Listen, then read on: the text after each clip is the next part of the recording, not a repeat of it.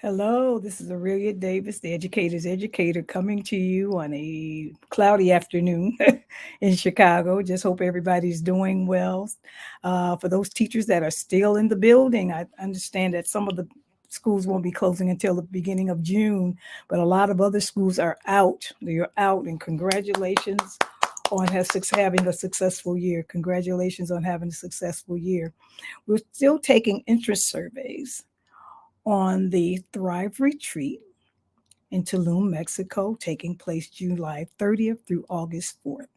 We're taking entrance surveys. So if you have not gone over to my website yet, go over to aureliadavis.com, click on Thrive Retreat, and fill out the survey. We were very, very interested in seeing what you think about it and what we can do and how you would like to participate. aureliadavis.com and click on the Thrive Retreat. Okay, well, coming to you this afternoon, thinking about when I was teaching, and how schools used to be ranked, the ranking of schools, especially the ranking of high schools, the ranking of high schools. Um, within the last 2 weeks, Illinois ranked its high schools. That means throughout the whole state of Illinois, the top 10 high schools were ranked. Well, I just like to say that, and I have a list here, that Walter Payton came in number one. Northside College Prep came in number two. Whitney Young came in number, Whitney Young was number, let me see which one is this, Whitney Young. Okay. Whitney Young was four. I'm sorry, number four. Jones College Prep, located downtown, was number six, and Lane Tech College Prep was number seven. These are all high schools within the city of Chicago, and I congratulate you. I congratulate you. And I'm going to be proud and say I've sent quite a few of my students to some of those high schools. So I congratulate you, the teachers and the parents and the students of those five high schools in Chicago. Keep doing what you do. Keep doing what you do. So I just wanted to take apart a little bit as to how these particular schools are ranked and what do they measure as far as ranking is concerned. I just have my little notes here. Um, and basically, things are done on a percentage. The first one is college readiness at 30%. In other words, the proportion of 12th graders who took and earned a qualifying score on at least an AP or an IB exam. And that's college readiness at 30%. That means those students that basically are coming into high school with college readiness skills. In other words, they can easily take some college readiness classes and be able to do well. The next one is the state assessment proficiency, which needs to be at least 20%. That means scores at the state assessments that students may be required to pass for graduation. In other words, there's a test that children have to pass in order for them to be able to graduate at the 12th grade level as seniors. So how many children were able to graduate or pass that readiness test, state assessment proficiency test at 20%? That it should it be at least 20% of your building, of students in your building. The next one is the state assessment performance exam, which is like the proficiency, but how many performed and were able to just rank at or above to pass and be able to graduate from 12th grade with a high score at the state assessment. That has to be at least 20%. Then this was very interesting to me, the underserved population of student performances. In other words, those students that are registering in African Americans, Latinx children, or any other particular culture where children need to be maybe having difficulties approaching different scores or different assignments and subjects. How did those children do in that particular field? In other words, so that means those particular students, their averages and their scores are on a separate, is theirs is separate and it's into the mix, but at the same time you don't give them any extra privileges, but there at least need to be at least 10% of your African American and your Latinx students need to be performing and performing well. 10% of those students need to be performing well. And I would assume that those children need to be, now they did not break it down as to whether those students are in special ed or bilingual and so on and so forth. But I believe that any of those resources that are helping these children be successful in high school is something that they would take into consideration. And then, of course, the last two is college curriculum. In other words, if you were able to offer some college curriculum courses for those students in your sophomore and junior year, I think they start taking them at their junior years, their junior year or their senior years, you know, how many were able to be successful taking those college courses? And of course, if they're college preparedness, they basically can take those college courses and go take those particular courses and take those particular scores and grades and put them toward college credit, which is very, very good and something that's very, very needed. And then, of course, the last is the graduation rate. At least how many of your students, your seniors, graduated? We need at least 10% of your seniors to be graduating and passing everything and then be able to still graduate. That has to be 10%.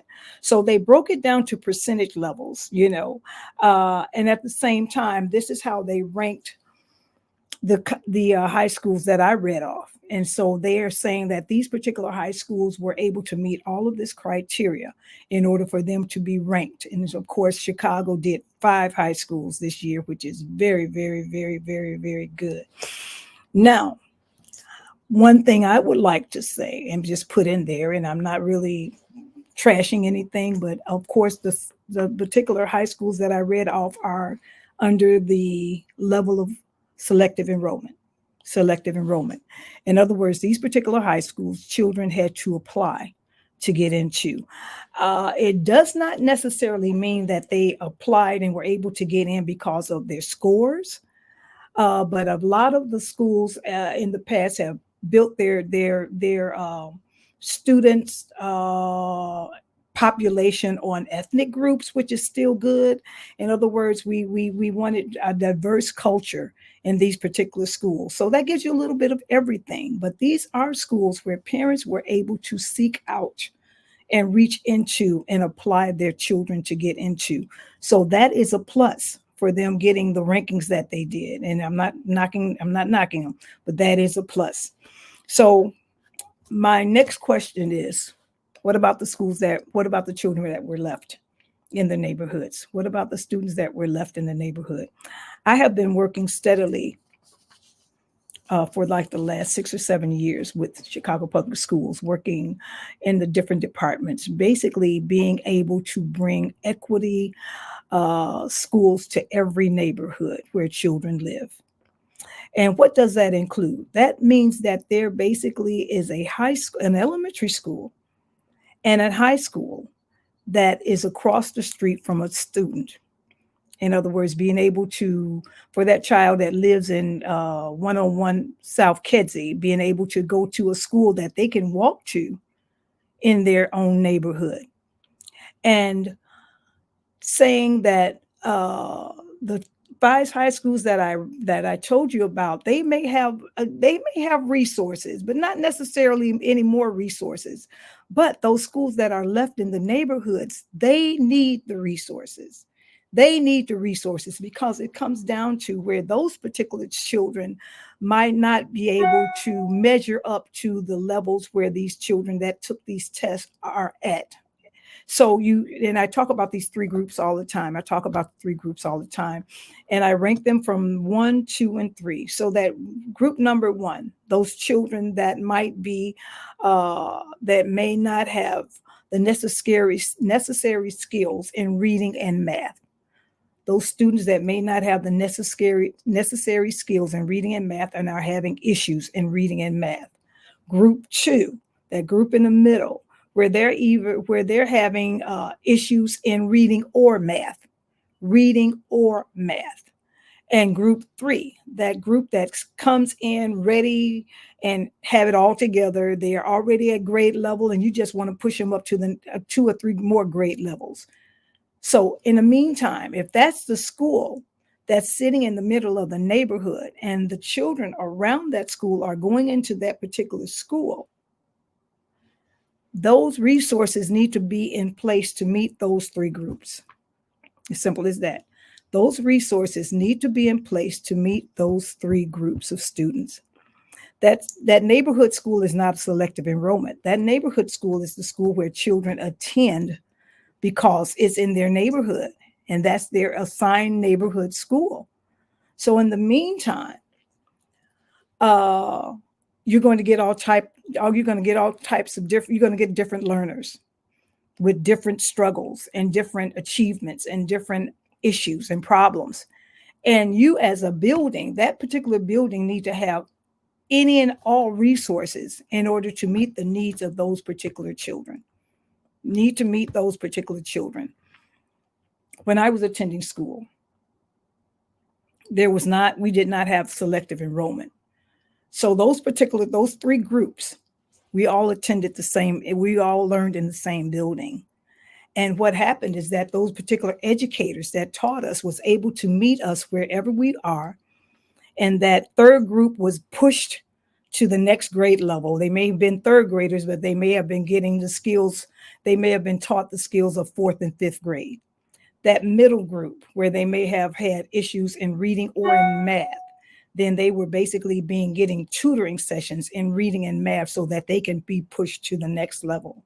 And then those children that was in group one that were having issues in reading and math, they were given extra resources throughout the school year so that they can accomplish and be accomplished students and be successful.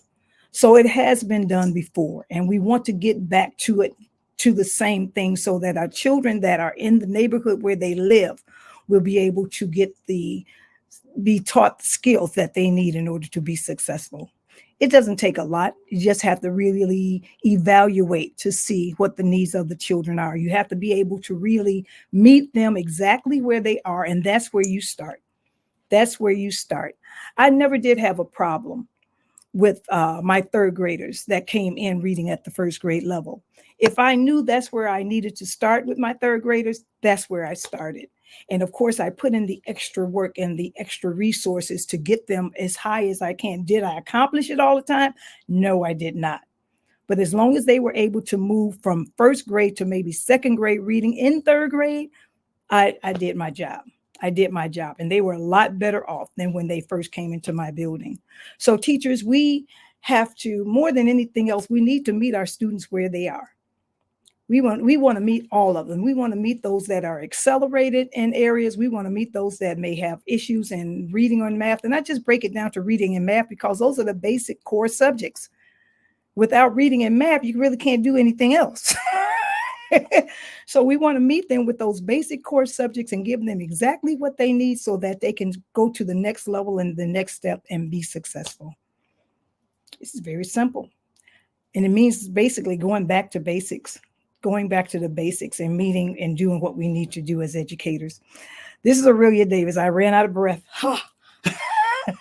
But congratulations to those schools, those 5 high schools again. Oh my goodness, I'm just so proud of you. Teachers, pat yourselves on the back.